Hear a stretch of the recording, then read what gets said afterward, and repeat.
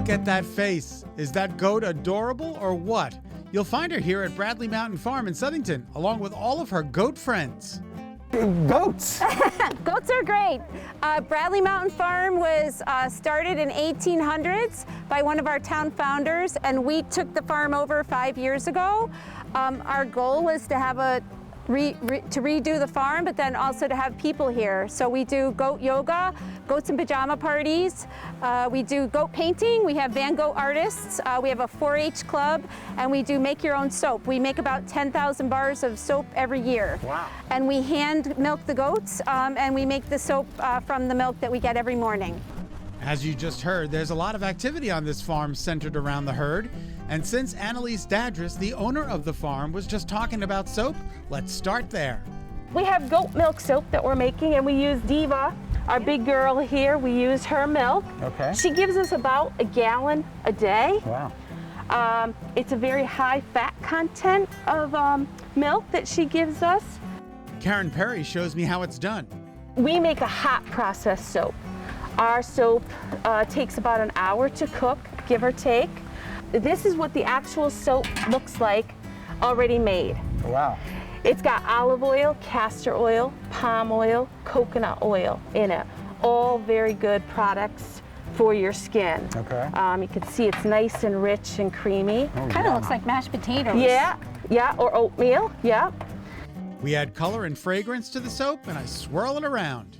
Then in 24 hours, you can actually cut it. In 48 hours, you can actually use it. So 48 hours from now, this will be in my shower. Yes, exactly. Here's what the finished product is going to look like. This is called Aloha Tiari. And you can see how the swirling is, and that's what Scot's actually doing right now. That's beautiful. Mine doesn't look like that.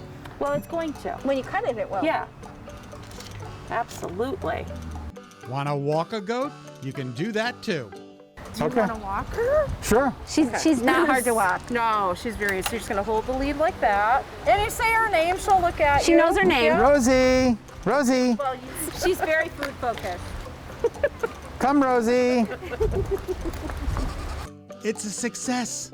Just like a dog, I'm walking a goat. Come on, Rosie.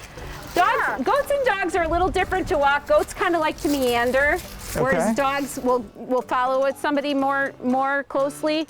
Rosie likes to eat the leaves and pretty much everything else. I quickly learned they're very food-motivated animals. They really like the same thing that deer like. They'll tolerate grass, but they also like brush, and they will literally eat thorns. They like poison ivy a lot. They like rose bushes, rose thorns, blackberry thorns.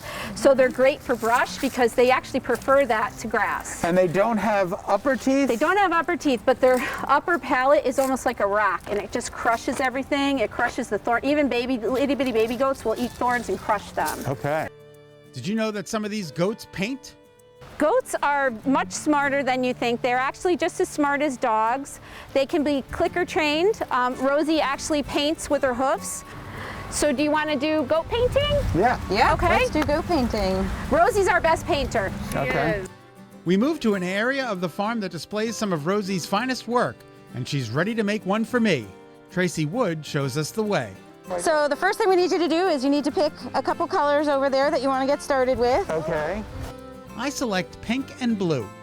It's another food motivated thing, so it's a lot of clicker training and a lot of, just telling them the command to paint, and they move their hoof, and every time that hoof touches the canvas, they get treated. So no goats are harmed in the making of this Not at all. painting? If anything, they get lots of treats by doing it. All the goats have different strokes. Some of them stomp on the canvas, some of them swipe.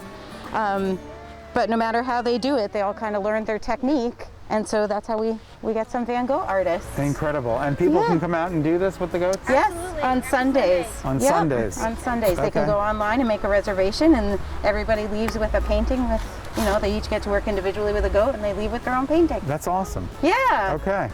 You know what else is awesome? Cuddling with the goats. Yes, you can do that too here at Bradley Mountain Farm.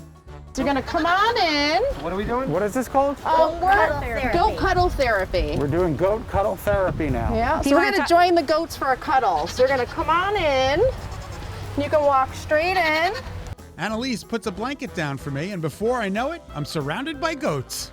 So for goat cuddle therapy, the goats kind of roam around independently and they come up for pets when they want a pet. Okay. This is Yeah. cuddle therapy. Yeah. It's very relaxing. It's a nice little escape from the real world, you know? You're out in nature, you're with the goats, they're so therapeutic. Hi, Roxy. There you go. Oh, okay. Okay, let's go to sleep here. Let's go to sleep here with Roxy the goat. So if you guys can see, the goats love attention. They're just swarmed to everybody, you know?